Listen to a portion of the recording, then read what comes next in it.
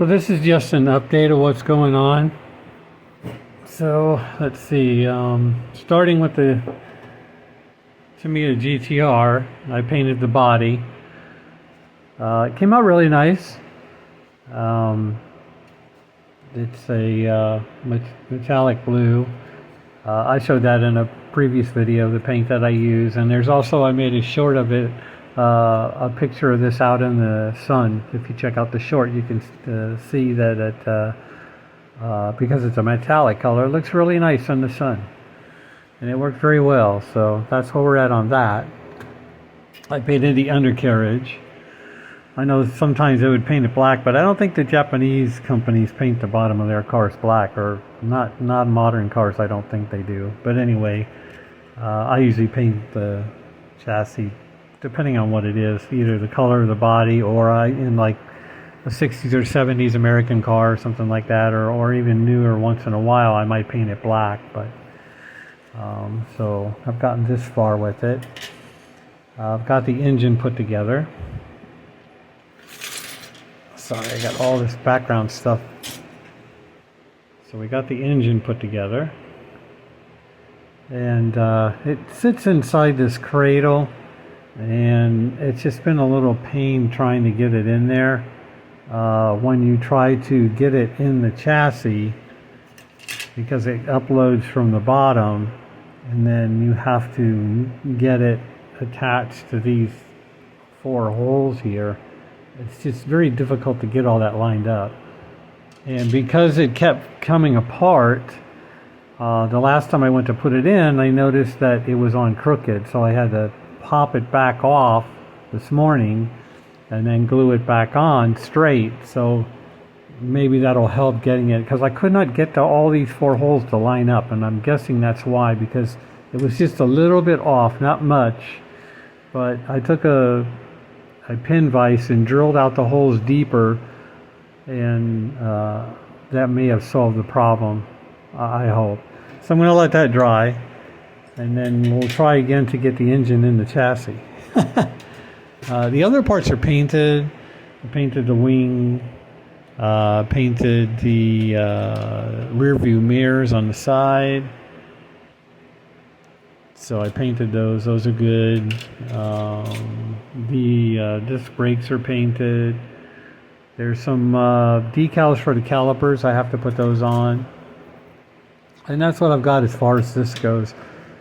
I would probably be a little more long, but like the other day, it was a nice, it was a little bit overcast today, but the wind was horrendous. It was very, very windy, so there was just no way to paint anything. If you're watching, I like to post a lot. I know if you're checking out my videos, whenever you follow or subscribe a channel, I don't know if everybody knows this or not, so I'm just going to mention it. But when you first click the bell, that means that you subscribe. But when you click the bell, it's like a white outline, and that's fine. You're subscribed, but if you hold your cursor on that, it'll pop up with another bell above that, which is solid black. And what that will do is when somebody posts a new post, whether it's a video or a short or whatever it is, you will get notified through YouTube. So you won't miss anything. But a lot of people are just like looking at videos probably the other way. But if you want to know when they post a short or a note or anything else, it will also let you know that usually. I'm not sure about shorts, because I don't remember ever seeing if anybody ever posted a short. But even if you go to a channel, I love going to a channel. I watch the video, and then I like to click on what they post and what the shorts are, because you see a lot of things in there you don't see in the video.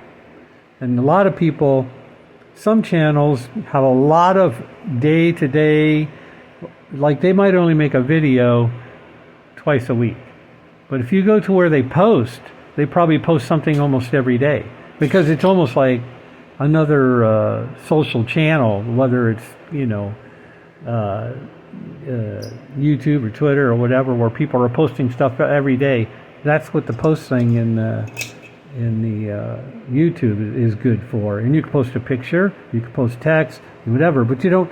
It's not very complicated. You just go in there, type out a message, hey, I'm working on this model, or this is where I'm at, or they post a picture, this is what, what my engine looks like, the paint work, or this is a new model I got. So if you're not looking at those when you go to a channel, just click on them randomly when you're on a channel, and you'll find a lot of nuggets of information and cool stuff in there, just to let you know. And you get more out of the channels, you get more out of your time. You went there, you watched the video, you'll get a little more information on what that person's doing usually. Anyway, you also get great leads to other channels. I had this idea in my head for years, and it all started with this kit here. I have this kit, which has a snowmobile, and I live in Florida. I've never even seen a snowmobile, so but anyway. So I thought it'd be cool to make this like a rescue team or rescue vehicle type thing. So I've been holding off on that all this time, and then I got a hold of this trailer as a bagged kit.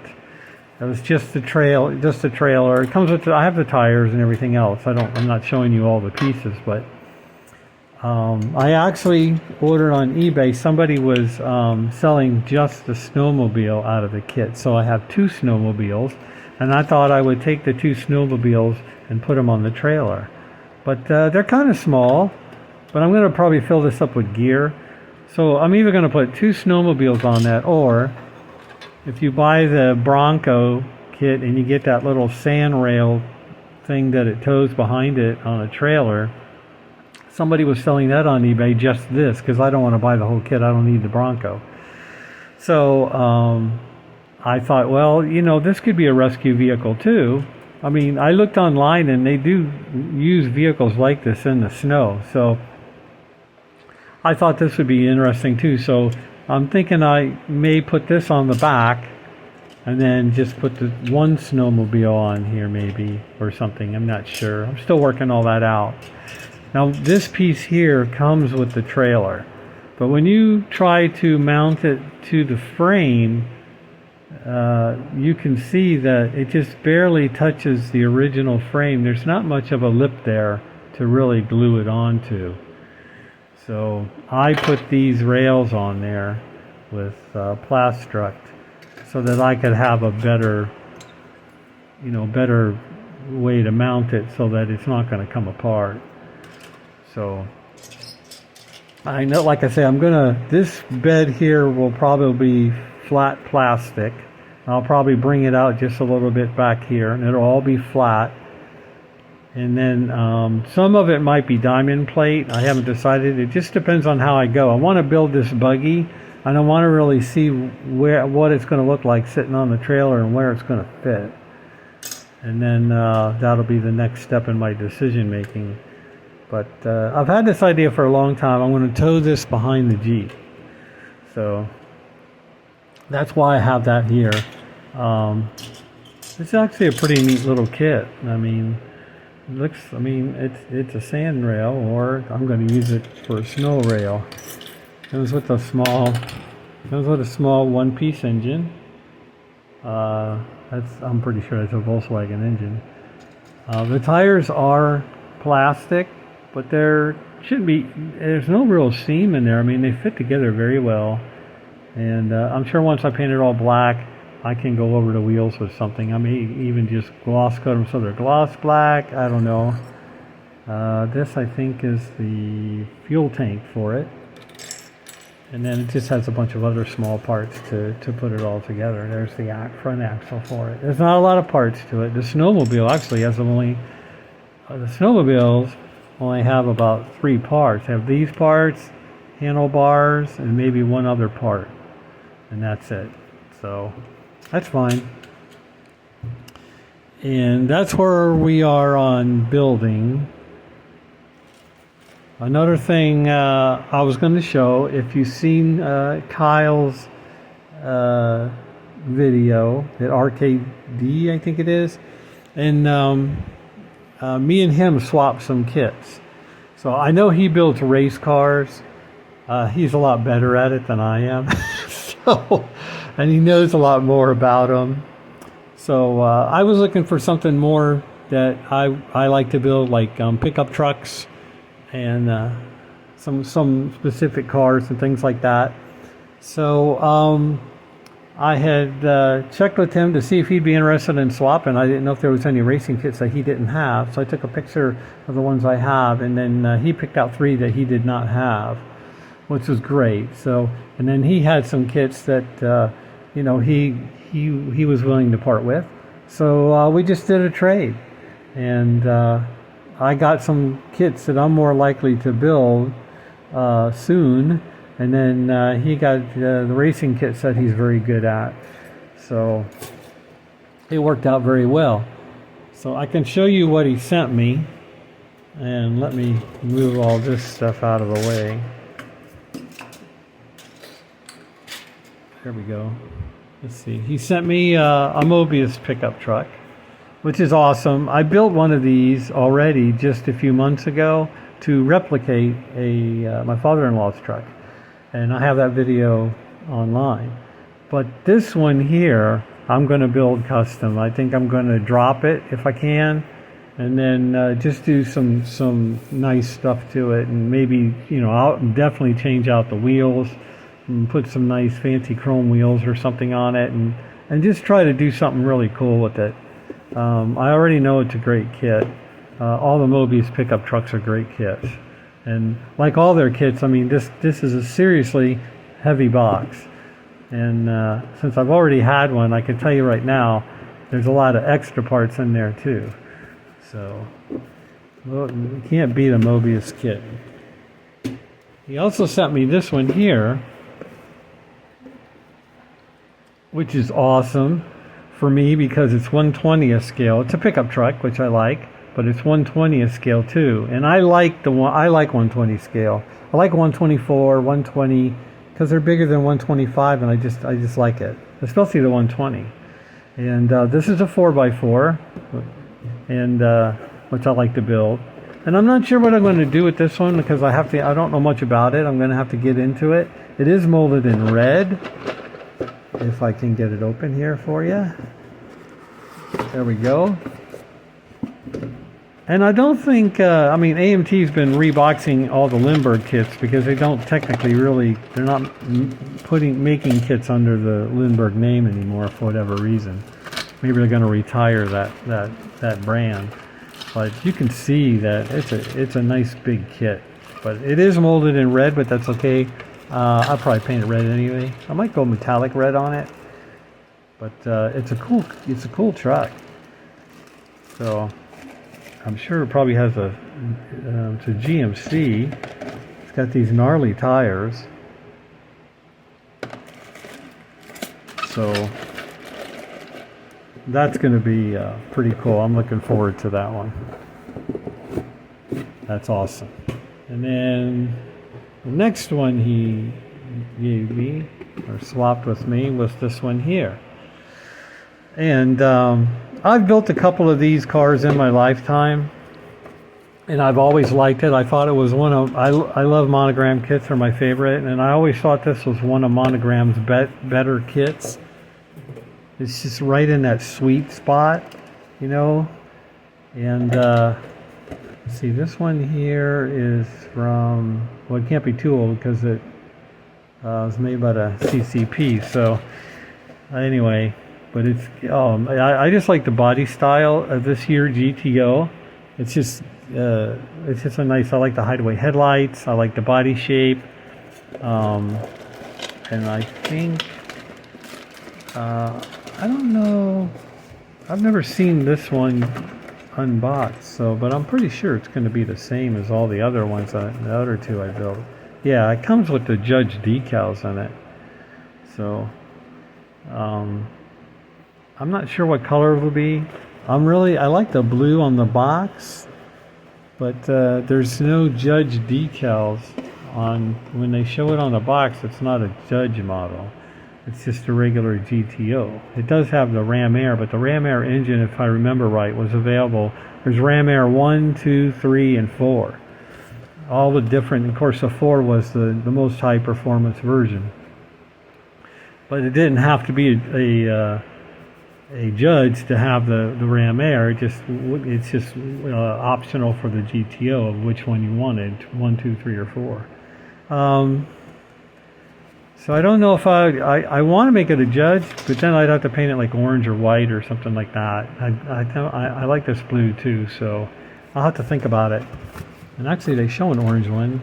I know this one has the judge decals. But I don't know. But I do know, because I built a couple, it's a good kit. And that's the important thing. I don't mind building a kit over and over. If it's a good kit, that doesn't bother me. I like to build them different ways over the years. I think of those as a low stress build. Because I've already built 1 or 2 or more.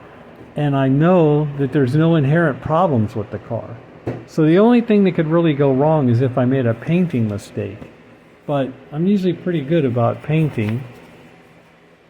Not that I'm an expert at painting, and not that I'm going to polish out the paint job and make it look like something that is polished by an inch of its life. But I know that I can probably get a pretty good paint job on it.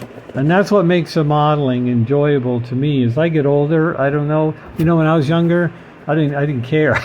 But now I got to the point, especially with the cost of models, rather than gamble all the time, I would rather almost buy a model I already built, or something similar like Mobius. I haven't built all their pickup trucks, but I know that the quality is the same in all of them.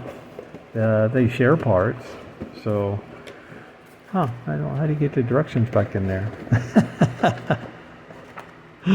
But I just consider those a low stress build because I already know that they go together well.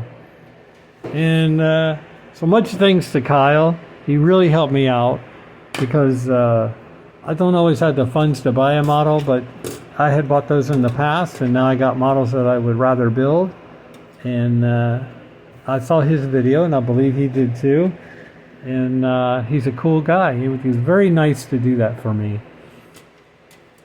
And I really appreciate it.